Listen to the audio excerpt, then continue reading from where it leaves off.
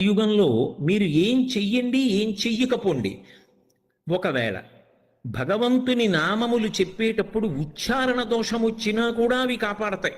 అందుకే అపశబ్దంబుల కూడియున్ హరిచరిత్రాలాపనముల్ సర్వపాప పరిత్యాగము చేయు కావున హరిన్ భావించుచున్ పాడుచున్ జపముల్ చేయుచు వినులన్ వినుచు అశ్రాంతంబు కీర్తించుచున్ తపసుల్ సాధులు ధన్యులౌదురు కదా తత్వజ్ఞ చింతింపుమా అంటాడు నారదుడు వ్యాస భగవానుడితో మాట్లాడుతూ.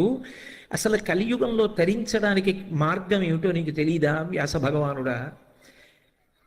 అపశబ్దంబుల కూడియున్, మాట్లాడుతున్నప్పుడు ఉచ్చారణ దోషం వచ్చినా అది భగవన్నామం అయితే మాత్రం మనిషిని కాపాడేస్తుంది. అందుకే బిడ్డ పేరు పెట్టి పిలిచిననైన విశ్రామ కేళినైన పద్య గద్య గీత భావార్థములనైన కమలనయను తలుప కలుషహరము. బిడ్డకి భగవంతుడి పేరు పెట్టుకుని బిడ్డని పిలవడం కోసం పిలిచినా సరే, లేదు ఏదో ఆట ఆడుకుంటూ అవతల వాళ్ళకి ఆ పేరు మనకి ఈ పేరు పెట్టుకుని ఏదో ఆడుకుంటూ అవతల పక్షం విశాలాక్షి యువతల పక్షం భ్రమరాంబ పక్షం అనుకుని పిలుచుకున్నా, లేదు పద్యంలోనో గద్యలోనో గీతంలోనో ఆ పేర్లు పలికినా అవి చివరికి ఏం చేస్తాయంటే పాపములను పోగొట్టి భగవంతుని వైపుకి తీసుకెళ్ళిపోతాయి. ఎందుకంటే నామమునకున్న శక్తిని నామిని తీసుకొస్తుంది. నేను ఇప్పుడు ప్రవచనం చేస్తుంటే ఎవరో సభలో మధ్యలో లేచి అకస్మాత్తుగా కోటేశ్వరారు అని పెద్ద కేకేశాడు అనుకోండి, నేను చటుక్కునడు చూస్తాను. ఎందుకని అంటే నా పేరు పలికితే నేను అటువైపుకి తిరుగుతాను. నామిని నామము లాగుతుంది, అది దాని శక్తి. మీరు తెలిసి కానీ తెలియక కానీ భగవన్ నామములను ప్రాతకాలంలో పలికారనుకోండి, మల్లికార్జునుడి దృష్టి మీ వైపుకి తిరుగుతుంది, భ్రమరాంబ దృష్టి మీ వైపు తిరుగుతుంది. ఇంకేం కావాలి? అది సాధారణ ప్రయోజనం. మీకు తెలిసినా తెలియకపోయినా ఓసారి అలా అంటే చాలు. అందుకే శ్రీశైల సుప్రభాతానికి ఉన్న గొప్పతనం ఏమిటంటే నామముల యొక్క ప్రస్తావన చాలా ఎక్కువగా ఉంటుంది. ప్రకృతి సంబంధమైనటువంటి విశేషములు ఇంచుమించు లేవనే చెప్పవలసి ఉంటుంది. అందువలన అందులో మీరు ఏ ఒక్క పాదం పలికినా, ఒక నామం పలికిన, ఒక శ్లోకం పలికిన అది కాపాడి తీరుతుంది. అందున ప్రభాతకాలం బ్రాహ్మీ ముహూర్తం కాబట్టి.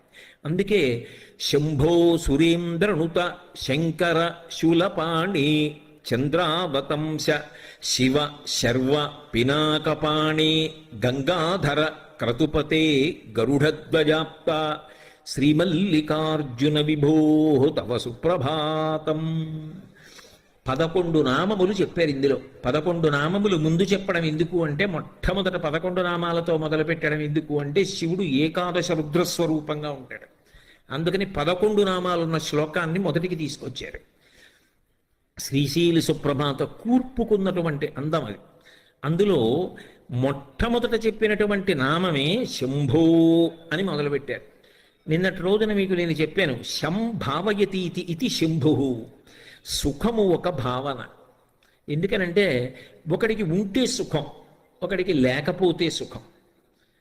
నేను ఎందుకంటున్నానంటే ఈ మాట, ఒకడు డబ్బు ఉందనుకోండి సంతోషిస్తాడు, ఒకడు డబ్బు లేదనుకోండి సంతోషిస్తాడు. అలా కూడా ఉంటారా అండి అంటే ఉంటారు. కుచేలుడు కృష్ణుడి దగ్గరికి వెళ్ళి రూపాయి అడగలేదు, ఆయన ఇవ్వలేదు. ఆయన తిరిగి వచ్చేస్తున్నాడు. ఆయనకి మధ్యలో గుర్తొచ్చింది, నాకు కృష్ణుడు ఏమి ఇవ్వలేదు.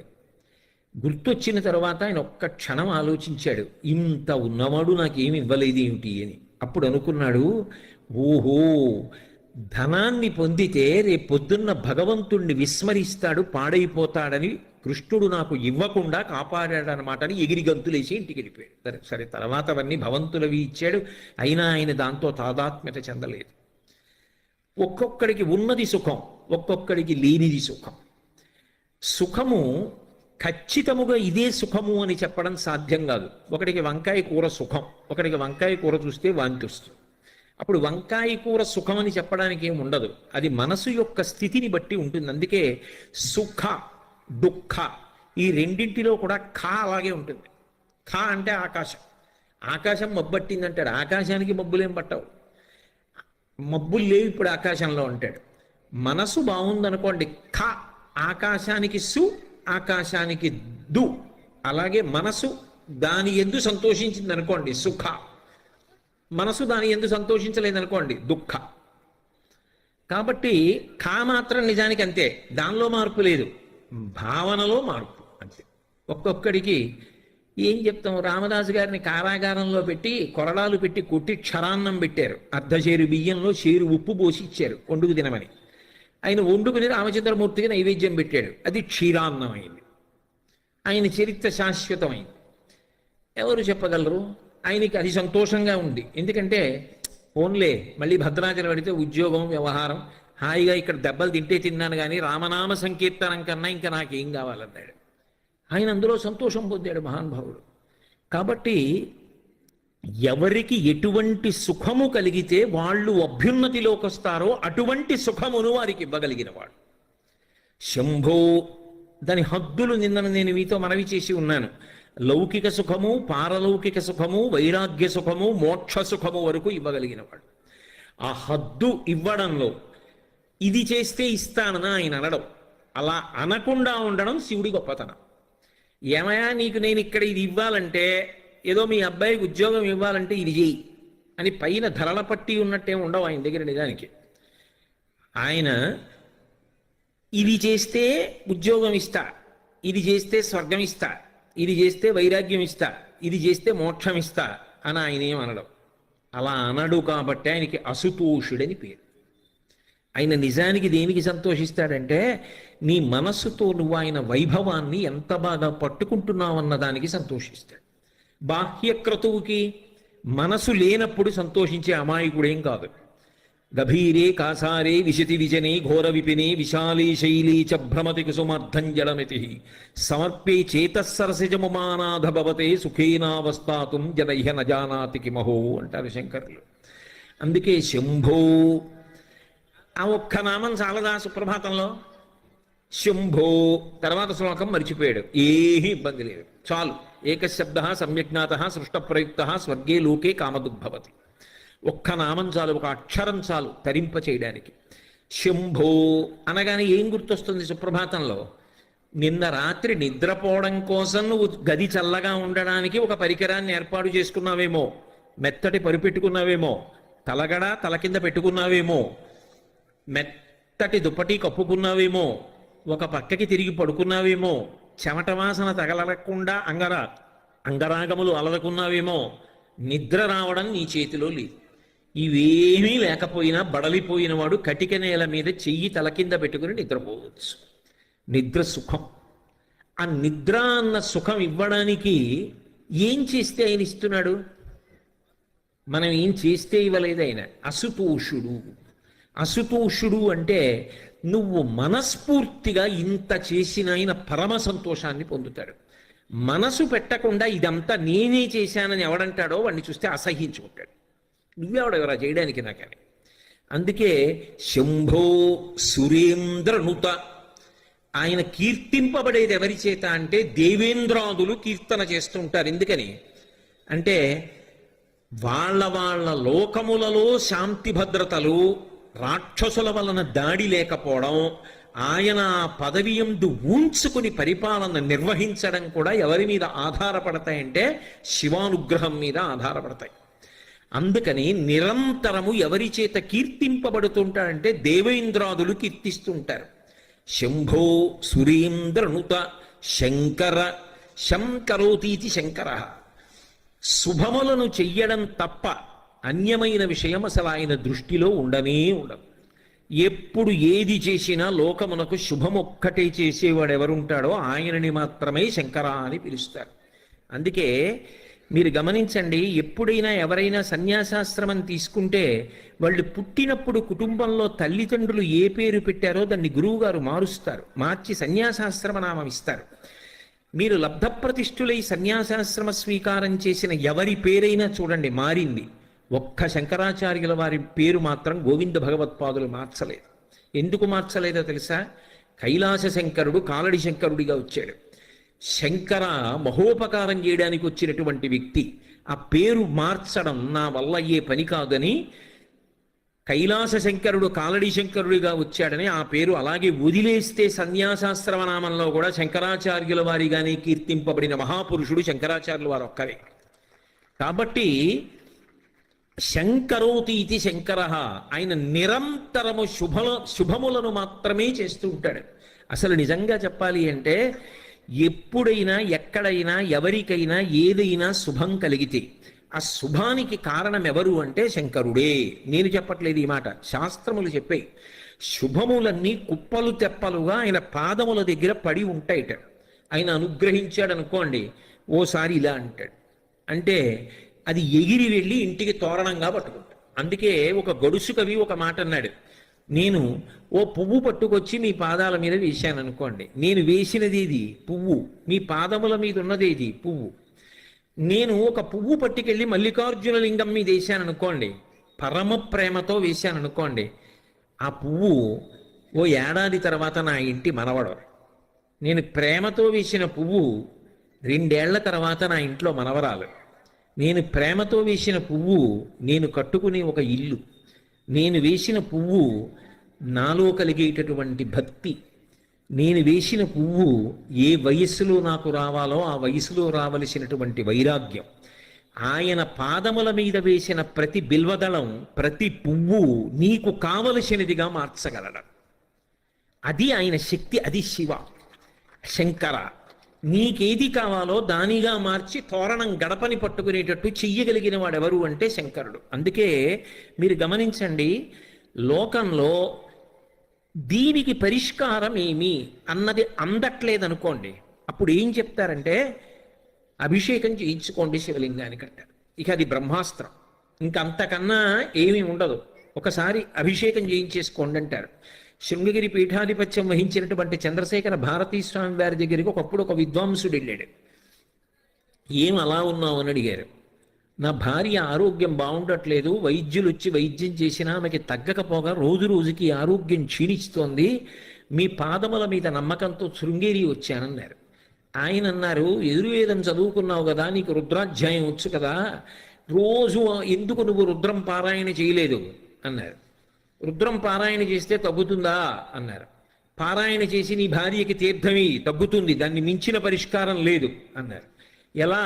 నేను మళ్ళీ ఇంటికి వెళ్ళే వరకు నా భార్య ఉంటుందని నమ్మకం లేదు, జగద్గురువుల పాదం మీద నమ్మకంతో వచ్చేసాను, ఏం చెయ్యనన్నాడు.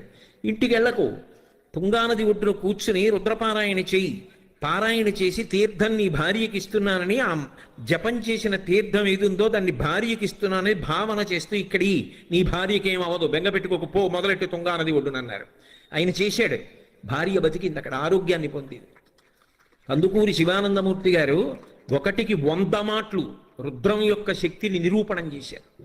శివాభిషేకం అనేటటువంటిది అంత గొప్పది. శివలింగం చల్లబడడం అంటే బ్రహ్మాండము చల్లబడడమే. ఈ దేశంలో ఆశీర్వచనం ఏమిటంటే మీ మనసు చల్లగా ఉండాలి, మీరు చల్లగా ఉండాలి, మీ ఇల్లు చల్లగా ఉండాలి, లోకం చల్లగా ఉండాలి. అంతా చల్లగా ఉండడం శివలింగం చల్లబడడం మీద ఆధారపడి ఉంటుంది.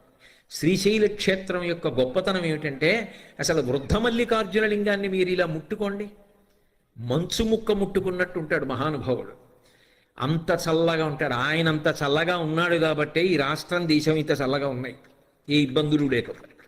కాబట్టి శంకర, అందుకే శివానంద లహరిలో అంటారు, కరస్తే హేమాద్రౌ గిరిజ నికటస్తే ధనపతౌ శిరస్థే శీతాంశౌ చరణయుగళస్తే అఖిల శుభే గృహస్థే స్వర్భూజామరసురభిచింతామణిగణే కమర్థం దాస్యేహం భవతు భవదర్థం మమ మనః అంటారు. ఆయనకి మనం ఇవ్వడం ఏమిటి? కరస్తే హేమాద్రౌ, ఆయనకి ఒక చేతిలో బంగారు కొండ ఉంది, మేరు పర్వతాన్ని పట్టుకున్నాడు ఆయన. ఆయనకి మనమేమి ఇస్తాం? ఓ బంగారం గొలుసు చేయించగలమా మనం బంగారు పర్వతం ఉన్నవాడికి? కరస్తే హేమాద్రౌ గిరిశ నికటస్తే ధనపతౌ, నవనిధులకు అధిపతి కుబేరుడు చేతులు కట్టుకుని పక్కన నిలబడి ఉంటాడు. ఎప్పుడైనా ఇలా చూసి కుబేరా అని ఏమైనా అడుగుతాడేమో అని. అప్పటి నుంచి ఇప్పటికి అడగలేదు, అడగడు కూడా. నవనిధులకు కుబేరుడు అధిపతి కావడానికి కారణం శివానుగ్రహం. కాబట్టి నికటస్తే ధనపతౌ గృహస్థే స్వర్భూజామరసురభిచింతామణిగణి, ఆయన ఇంట్లో కామధేనువులు, కల్పవృక్షములు, చింతామణులు ఇవన్నీ కుప్పలు తెప్పలుగా ఉన్నాయి. ఇంకా మనమేమిస్తాం ఆయనకి? శిరస్థే శీతాంశౌ, ఆయన శిరస్సు మీద చంద్రవంక ఉంది. చరణయుగళస్తే అఖిల శుభౌ. అమాయకత్వం ఏమిటంటే శివుడికి నేనేదో చేసి పెట్టానంట. అసలు నీకు ఆ చేసి పెట్టే అదృష్టం ఇచ్చినవాడు ఆయన. ఆయన కాలిలా కదిపితే చరణయుగళస్తే, ఆయన పాదముల దగ్గర శుభములన్నీ పడి ఉంటాయి. మనం పువ్వు వేసామనుకోండి, పరమభక్తితో వేసామనుకోండి, దాన్ని మనవడిగా మార్చి ఇలా అంటాడు. వాడు ఎగిరొచ్చి కొడుకు ఒళ్ళో పడుకుంటాడు, తోరణం పైన కట్టి వాడి తాతయ్య సంతోషంగా బాలసారి చేస్తాడు ఇంట్లో. ఆయన పాదముల మీద శుభాలన్నీ ఉన్నాయి. ఇంకా నేనేమిస్తాను? నేను ఇవ్వగలిగింది ఒకటే, కమర్థం దాస్యేహం భవతు భవదర్థం మమ మనః. నీ మనసు ఆయన పాదముల దగ్గర పెట్టి పూజ చేయించాలి. అది పెట్టించడం శ్రీశైల మల్లికార్జున సుప్రభాతం యొక్క గొప్పతనం. అందుకే నీకు తెలిసి నామమునందు రమించావా అదృష్టం, నీకు తెలియదు ఇంకా అదృష్టం. ఎందుకని? నీకేం తెలియక్కర్లేదు, ఆ నామం పలికితే చాలు. కోటేశ్వరరావు అన్న మాటకి అర్థమేమి, అందులో ఎన్ని అక్షరములున్నవి, ఆ అక్షరములలో ప్రతిపాదింపబడిన విశేషార్థములేమి, ఇవన్నీ తెలియక్కర్లేదు కోటేశ్వరరావుని మీరు పిలవడానికి, నేను చూడడానికి. అంత తెలిసి పిలిచినా నేనే చూస్తాను, ఏమీ తెలియకుండా పిలిచినా నేనే చూస్తాను. సుప్రభాతంలో మీరు శంభో సురేంద్రనుత శంకర శూలపాణి అంటే తెలిసి పిలిచిన వాడికి అలాగే చూస్తాడు, తెలియక పిలిచిన వాడికి అలాగే చూస్తాడు. అందుకే తరించడానికి అవకాశాన్ని మల్లికార్జున సుప్రభాతమునందు ప్రతిపాదన చేశారు. ఆయన నామములకు ఎక్కువ ప్రాధాన్యత ఇచ్చారు. శంభో సురేంద్రనుత శంకర శూలపాణి, చేతిలో త్రిశూలం పట్టుకుని ఉంటాడు. ఆ కూర్చడంలో కూడా సొబగేమిటంటే, సుప్రభాత పఠనం చేసేటప్పుడు ఉద్వేగంతో ఉండకూడదు. అది చాలా సాత్వికంగా మనసు రమిస్తూ ఎంతో సంతోషంగా పలకాలి. అది కూడా మెట్టెక్కుతున్నట్టుగా ఉండాలి. ఎంత అందంగా ఉండాలంటే, సుప్రభాతం పాడుతున్నప్పుడు మీలో ఒక పరవశం ఉండాలి. ఆ పరవశం, మీరు అటువంటి వాణ్ణి చూడాలి చూడాలి చూడాలన్న సంతోషం ఉండాలి. నిన్న మీకు చెప్పాను కదా, నతిరియం, పార్వతీ పరమేశ్వరులను కలిపి నమస్కారం. వాళ్ళు కనబడినప్పుడు అలాగే కనబడాలి. నమ శివాభ్యాం నవయవ్వనాభ్యాం పరస్పరాశ్లిష్ట వపుర్ధరాభ్యాం నగేంద్ర కన్యా వృషకేతనాభ్యాం నమో నమ శంకర పార్వతీభ్యాం అని. ఆయన కనపడినప్పుడు సంతోషం అనేటటువంటిది ఎలా ఉండాలి? పొంగు కింద ఉండాలి. పాలు పొంగుతున్నాయి అనుకోండి, అప్పుడు నేను అంత దూరంలో ఉంటే పాపం వాడు వచ్చేదాకా ఆగుదామని మెలిమెలిగా పొంగవు, సర్రున పొంగిపోతాయి అంతే. ఆ దర్శనం చెప్పినప్పుడు పొంగు అలా వెళ్ళాలి. అందుకే ఆ శ్లోకాల యొక్క రీతి అలా పెడుతుంది. అమలం కమలోద్భవ గీత గుణం సమదం సమదా సురనాశకరం రమణీయ రుచిం కమనీయ తనుం నమ సంబ శివం నతపాపహరం శివం శంకరం బంధురం సుందరేశం నటేశం గణేశం గిరీశం మహేశేందు నేత్రం సుగాత్రం మృడానీపతిం శ్రీగిరీశం హృదా భావయామి అంటున్నాం. ఆ అందం, ఆ వెళ్ళడంలో ఆ అందాన్ని అంత గుప్పించారు శ్రీశైల సుప్రభాతంలో. అందుకే అది చదువుతున్నప్పుడు మొదట స్వామికి మేలుకొలుపు పలుకుతున్నాం అన్నప్పుడు ఆ సౌమ్యత, ఆ అందం అలా నడవాలి. అందుకే నామములను గుదిగుచ్చేటప్పుడు ఎక్కడా ఉచ్చరించడంలో కష్టపడవలసిన అవసరాన్ని తీసుకురాల. శంభో సురేంద్రనుత శంకర శూలపాణి, అందులో శకారం అంతా తిరిగింది. ఆ శకారం బాగా తిరగడంలో ఏమవుతుందంటే శాబ్దిక సౌందర్యం, గొప్ప అందము ఆవిష్కృతమవుతుంది. చదువుతున్నప్పుడు మీకే ఒక సంతోషంగా ఉంటుంది. నేను నిజం చెప్తున్నాను, మీరు మల్లికార్జున సుప్రభాతం ఇంట్లో చదువుతున్నారనుకోండి, పరవశించి అలా వెళ్ళి బయట ప్రకృతి వంక చూస్తూ ఇంకా చీకటి చీకటిగా ఉండగా ఒక్కసారి శ్రీశైలాన్ని, శ్రీశైల దేవాలయాన్ని, ఆ మల్లికార్జున దేవాలయం, పెద్ద నందీశ్వరుడు, రత్నగర్భ గణపతి పీఠం మల్లన్న గారు, ఇవన్నీ జ్ఞాపకం చేసుకుని ఓసారి ఆ సుప్రభాతం జరుగుతూ శంభో సురేంద్రనుత శంకర శూలపాణి చంద్రావతం సశివ శర్వ పినాకపాణి గంగాధర క్రతుపతే గరుడధ్వజాప్త శ్రీమల్లికార్జున విభో తవ సుప్రభాతం అనండి. మీ ఇంట్లో చదువుకునే పిల్లలు అంటారు, నోట్లో చదువుకుంటావా తాత, నాకు దీని మీద దృష్టి పెట్టలేకపోతున్నానంటాడు, అది లాగేస్తుంది. అలా గుచ్చారు. ఆ నామాలని గుడిగుచ్చినప్పుడు కూడా అంత అందము శబ్దమునందు ఆవిష్కృతమవుతుంది. ఇక దానిలో మీరు రమించగలిగితే ఏ ఒక్క ఒక్క శ్లోకం చెప్పినా, ఒక్క నామం చెప్పినా, ఒక పాదం చెప్పినా మీ మనసు మల్లికార్జున లింగం దగ్గరికి వెళ్ళిపోతుంది. మీరు బాహ్యంలో ఎక్కడుంటే ఏమంటే నా ఉద్దేశ్యం, ఇంట్లో ఉండిపోయినా శ్రీశైలంలో లేనివారు మీరేం కాదు, మీరు శ్రీశైలంలోనే ఉన్నారు. సుప్రభాతం తెల్లవారుజామున మిమ్మల్ని మల్లికార్జున లింగం దగ్గరికి, భ్రమరాంబ దగ్గరికి తీసుకురాగలదు. అదొక యోగ విద్యలండి. అందుకే శంభో సురేంద్రనుత శంకర శూలపాణి. శూలపాణి అంటే చేతిలో త్రిశూలం పట్టుకున్నాడు. శూలము అంటే ఏదో ఒక్క అంచు మాత్రమే ఉండి గుచ్చడానికి పనికి వచ్చేది కాదు, త్రిశూలం. ఏమిటా త్రిశూలం అంటే ఆయనకి అలా ఉంటే సరదాగా ఉంటుందండి, అందుకని అలాంటి ఆయుధం పట్టుకున్నాడన్నది అన్వయం కాదు. ఆయన అలా ఎందుకు పట్టుకుంటాడో శివమహాపురాణంలో చెప్పారు. త్రైగుణ్యం శూలమేతస్యాపరసు సత్యనిష్టత అన్నారు. 3 గుణములకు ఆయన అతీతుడు. 3 గుణములకు అతీతుడై సత్వమునందు కాని, రజస్సునందు కాని, తమస్సునందు కాని, శుద్ధ సత్వమునందు కాని ఉండకుండా. అందుకే ఇలా 3 ఉంటే ఈ 3 ఒక ఊచకుంటాయి. ఆ ఊచ పట్టుకుంటాడు. అంటే శుద్ధ సత్వము సత్వము కన్నా గొప్పది. నిజానికి ఈ 3 గుణములలో తిరిగి శుద్ధ సత్వములోకి ఎడతారు. శుద్ధ సత్వము కూడా ఎవరి చేతులలో ఉన్నదంటే ఆయన చేతులలో ఉన్నది. ఆ స్థితికి మూడిటిని 4టిని దాటి ఎప్పుడు తనలో తాను రమిస్తూ ఉండగలిగినటువంటి గొప్ప స్థితి ఆయనది. అందుకే ఆయనకు ఒక విచిత్రమైన పేరుంది, ఉన్మత్త శేఖరాయ నమః. పిచ్చివాడు ఏం చేస్తాడు? వాడికి బాహ్యంలో భయమే ఉండదు. అందరూ చీకటి పడిపోయిందని భయపెడుతుంటే ఆయన ఒక్కడు శ్రీశైలంలో ఎక్కడో అడవిలో కూర్చుంటాడు. కూర్చుని తనలో తాను ఏదో రమిస్తూ ఉంటాడు. ఏదో భావన, అది మనకు అందదు కాబట్టి ఆయన్ని పిచ్చివాడు ఉంటున్నాం. కానీ ఆయనలో ఏదో భావాలు ఉంటాయి. ఆయన ఏదో ఆలోచిస్తూ ఉంటాడు, ఏమిటో నవ్వుకుంటూ ఉంటాడు, ఏమిటో అరుస్తూ ఉంటాడు. శివుడు కూడా తనలో తాను రమిస్తూ ఉంటాడు. శివభక్తి పండినటువంటి వాళ్ళు ఆ స్థితికే వెళ్ళిపోతారు. అందుకే మహానుభావులు చంద్రశేఖర భారతీ మహాస్వామి శృంగగిరి పీఠాధిపత్యం వహించారు. వారు చంద్రమౌళీశ్వరారాధన చేస్తూ ఓం నిధనపతయే నమః అంటే ఇలా బిలవదళం వేసేవారు. ఓం నిధనపతాంతికాయ నమః ఇంకో దళం వేసేవారు. అంతే, చెయ్యి అలా ఉండిపోయి అలాగే ఉండిపోయేవారు.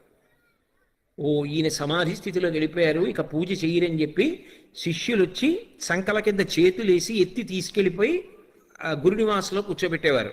అంతే, 10 రోజులో 11 రోజులు ఆ సమాధి స్థితిలో అలాగే ఉండేవారు. ఆ ఆనంద స్థితి అంతే. చంద్రశేఖరేంద్ర సరస్వతి మహాస్వామి కంచి కామకోటి పీఠాధిపత్యం చేశారు. పల్లకీలోకి వెళ్ళి కూర్చుంటే సమాధి స్థితిలోకి వెళ్ళిపోయేవారు. ఆఖరాఖరణ సుధా సింధోర్ మధ్యే అనేవారు. అంతే, ఆయన వెంటనే భావ సమాధిలోకి వెళ్ళిపోయేవారు. మళ్ళీ ఓ పావుగంట 20 నిమిషాల తర్వాత ఉలిక్కి పళ్ళేచి సుధా సింధోర్ మధ్యే చెప్పేవారు. సురబిట పివాటీ పరివృతే మళ్ళీ సమాధిలోకి వెళ్ళిపోయేవారు. తాడేపల్లి రాఘవనారాయణ శాస్త్రి గారు అంతే, ఓ మాట చెప్పేవారు, సమాధిలోకి వెళ్ళిపోయేవారు. మళ్ళీ బయటకు వచ్చేవారు, ఓ మాట చెప్పేవారు, మళ్ళీ సమాధిలోకి వెళ్ళిపోయేవారు. అది రామకృష్ణ పరమహంస మాటల్లో చెప్పాలి అంటే నల్లమందు మరిగిన నెమలిలా ఉంటుంది. ఆ భావ సమాధి అంత గొప్పది. అందుకే శ్రీశైల సుప్రభాతానికి ఫలశ్రుతి చెప్తూ ఒక మాట అంటారు, ఈ సుప్రభాతాన్ని ఎవడు చదువుతున్నాడో వాడు ఇహమునందు సుఖములను పొందుతాడు, చివరికి పరమేశ్వరుని యందు ఐక్యమైపోతాడు అని చెప్తారు. ఎందుకంటే భావన చెయ్యడము అలవాటైపోతుంది. కాబట్టి త్రైగుణ్యం శూలమేతస్య, త్రిగుణాతీతుడైన వాడెవరో వాడు శంకరుడు సుమా అని చెప్పడానికి శూలం పట్టుకుంటాడు. చాలంతకన్నా ఇప్పుడు నేనేమి శివతత్వం కాదు, సుప్రభాతం ప్రధానం నాకు. కాబట్టి శంభో సురేంద్ర దుత శంకర శూలపాణి చంద్రావతంస.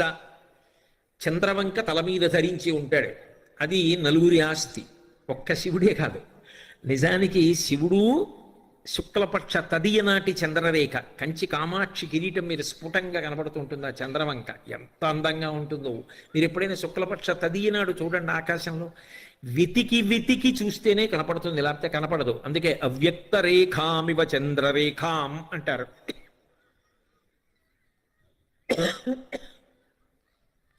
తదియనాటి చంద్రరేఖ శుక్లపక్షంలో ఎలా ఉంటుందో అటువంటి చంద్రరేఖ పరమశివుని యొక్క కిరీటం మీద ఉంటుంది. అదే అమ్మవారి కిరీటం మీద ఉంటుంది, అదే వినాయకుడి కిరీటం మీద ఉంటుంది, అదే సరస్వతీదేవి కిరీటం మీద ఉంటుంది. అందుకే శంకరుడు తెలుపు, జ్ఞానదాత మహేశ్వర, ఆయన జ్ఞానం ఇస్తాడు. అందుకే సరస్వతి వీణ వాయిస్తుంది, శంకరుడు దక్షిణామూర్తిగా వీణ వాయిస్తాడు. శ్రీశైలం లోపలికి వస్తుంటే వీణ వాయిస్తూ దక్షిణామూర్తి లేరు. సరస్వతీదేవి చంద్రవంక ధరిస్తుంది. మీకు అనుమానమా? సౌందర్యలహరిలో శంకరాచార్యులు వారు శరజ్యోత్స్నా శుద్ధాం శశియుత జటాజూటమకుటాం, కిరీటం పెట్టుకోదు, శంకరుల్లాగే జటాజూటం కట్టుకుంటుంది. వరత్రాసత్రాణ స్ఫటిక గుటిగా పుస్తకరాం సకృన్నత్వా నత్వా కథమివ సతాం సన్నిధదతే మధుక్షీరద్రాక్షా మధురి మధురీనాః ఫణితయః. పార్వతీ పరమేశ్వరుడు ఇద్దరూ చంద్రవంకం ధరించి ఉంటారు. ఎందుకది? ఆ తదీనాటి చంద్రరేఖ సరదా ఏమిటి వాళ్ళిద్దరికీ అంటే, చంద్రరేఖని ధరించడం వెనక ఉన్నటువంటి తత్వము వేరు. ఎందుకు ధరిస్తారంటే, వాళ్ళు కాలాతీతులు సుమా అని చెప్పడం కోసం చంద్రవంక పెట్టుకుంటారు. చంద్రోద్భాసిత శేఖరే స్మరహరే గంగాధరే శంకరే సర్పైర్భూషిత కంఠకర్ణ వివరే నేత్రోద్ధ వైశ్వానరే దంతిత్వకృత సుందరాంబరధరే త్రైలోక్యసారే హరే మోక్షార్థం కురుచిత్త వృత్తిమమలాం అంతైస్తు కింకర్మభిః అంటారు. చంద్రోద్భాసిత శేఖరే, కాలం నడుస్తోందని గుర్తు ఏమిటంటే చంద్రుని యొక్క ఎదుగుదల తరుగుదల దృష్టిలో పెట్టుకుని తిథి చెప్తాం.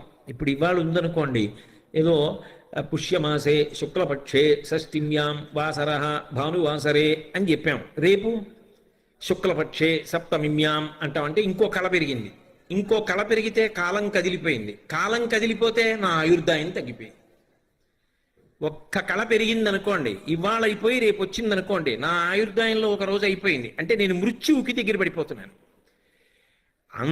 చంద్రుని యొక్క కళలు పెరిగి తరుగుతూ ఉంటే మాసములు కదిలిపోతాయి. మాసములు కదిలిపోతే ఆయువు తరిగిపోతుంది. అందుకే ఆయుర్నశ్యతి పశ్యతాం ప్రతిదినం యాతి క్షయం యవ్వనం ప్రత్యాయంతి గతాః పునర్న దివసాః కాలో జగద్భక్షకః లక్ష్మీస్తోయతరంగభంగ చపలా విద్యుచ్చలం జీవితం తస్మాన్ మాం శరణాగతిం కరుణయా త్వం రక్ష రక్షాధునా అంటారు.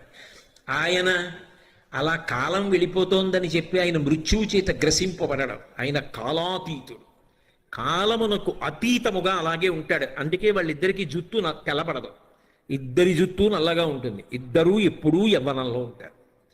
కాలాతీతుడైన వాడెవరో వాడు మాత్రమే మనని కూడా కాలాతీతుణ్ణి చేసి మోక్షం ఇవ్వగలడు. ఇక కాలమునందు మళ్ళీ పుట్టవలసిన అవసరం, పెరగవలసిన అవసరం, తరగవలసిన అవసరం, నశించవలసిన అవసరం లేకుండా చెయ్యగలిగిన వాడు ఆయన ఒక్కడే. అందుకే కాలమునకు సంకేతమైన కాలుణ్ణి చంపిన, పుట్టుకకు కారణమైన కాముణ్ణి చంపిన ఆయన వల్ల సాధ్యం తప్ప అన్యుల వలన సాధ్యము కాదు.